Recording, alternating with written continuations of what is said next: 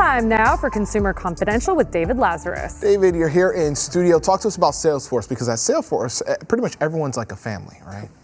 That's the whole thing. I make no mistake about it. In fact, the CEO of Salesforce Inc. up in San Francisco is Mark Benioff. And prior to the pandemic, Benioff just came right out and said, "You guys are my family. I'm going to look after you." And then last month, he sacked 8,000 of them.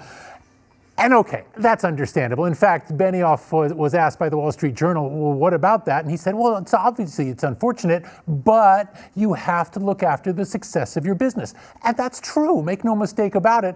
But I find that episode sort of telling, and it makes me think, well, wait a minute, when we think about corporate culture, should companies really be telling their workers, you're my family, we value you, we're here for you, when obviously history shows us that as soon as things get tough, adios, you're gone. That makes me wonder, maybe a little more honest approach should be done, which is, we value you up to a point, and when things get bad, you're not going to be family anymore. I just find that it's an interesting kind of thing to think about, because we want to be a part of this. We want it to be inclusive. Right. But at the same time, we all know full well, you're gone. I mean, look at the tech industry. They've laid off tens of thousands of people, and these are all companies that have the "we're all family" motto. Well, Salesforce just paid like Matthew McConaughey $10 million a year to be a spokesperson. Maybe they could allocate some of, maybe end that deal, give it to its employees, keep more people around. I'm just saying. Or at least go hang out at McConaughey's house.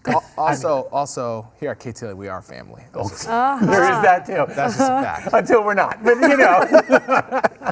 The gym is close. You have one close to you have the Equinox close to your place, right? Where you walk by and see people. Yeah, I walk by them and I wave. I just think it's weird. You're like looking at people walking Hollywood Boulevard while you're working out, but there is a new way of going to the gym these days. It's a whole new trend, and we can thank the pandemic for that in large part. What we're talking about here is a shift away from cardio, treadmills and things, and over to weight training, which became more of an interest to many people during the pandemic, which is interesting because during the pandemic, people were bringing Pelotons into their house and they were all about cardio. Weight training wasn't something many people were doing at home because it's big and bulky and takes up a lot of room.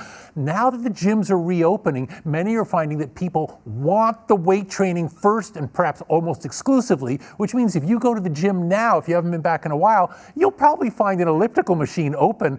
As to whether you'll find a bench for doing chest presses, maybe not so much. It's a big switch, and I've been seeing that at my own gym as well. There was never any bench presses available prior, and now you've got to fight a little bit to get at one of them. It's a thing, although don't give up on the cardio. It is super important, especially for your heart, but I don't know about you guys, I focus more on the weight training now too. And it's good. I mean, obviously it's good for your appearance, clearly, gives you a better sense of balance, helps your bone density, but not so much for cardio. I'd love to do both. I mix it up and do part-time on the bike or I run the neighborhood, whatever. But during the pandemic, it was so hard to find weights. Weights were impossible to find, and people were upcharging on Facebook Marketplace, et cetera, to find them.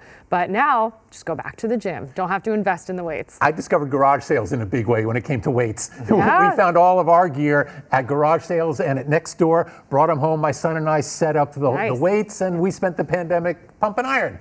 Did you have to use them for the Army? Well, I just did the Army Combat Fitness Test, which we're going to talk about later in the show, but it taught me a lesson because I did very well with the weight training. I've been weight training for 15 years now, but my cardio, I don't do enough. And I learned very quickly, you have to have both. You have to have a balance between, having the muscle endurance and everything, but also being strong. So I get it. Find a balance of both. I told my doctor, I don't have to worry about cardio. I walk my dog. He said, that's not cardio. That's not cardio. Forget about it. I always just say the life motto is live like Casey lives, right? So one try. Follow what Casey Montoya does and you'll be successful. How many miles on the bike when it's not raining, Casey?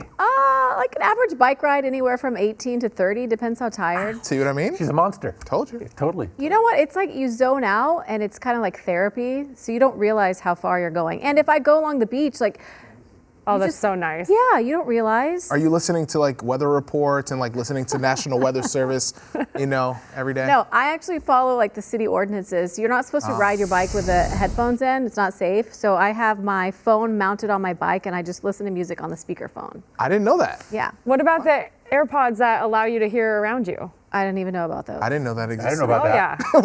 we all are like, wait a second. Hello, Rich DeMuro.